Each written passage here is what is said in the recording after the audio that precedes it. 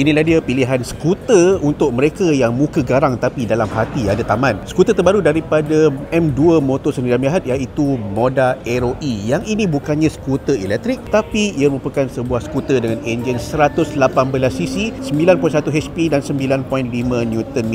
So dia datang dengan beberapa kelengkapan seperti contoh dia datang dengan lampu projektor berkembar, lampu DRL berserta dengan lampu membelok LED. So untuk bahagian brake pula dia datang dengan tetapan brake cakra dan brake gelendong di bahagian belakang. Suspensi pula datang dengan fork teleskopik di bahagian depan, sementara untuk bahagian belakang dia datang dengan penyerap hentak tunggal dan kelengkapan lain seperti contoh lampu LED, lampu membelok LED, ada ruang bahagian bawah pelana sebesar 6.5 liter dan di bahagian kokpit korang akan mendapat skrin paparan LCD.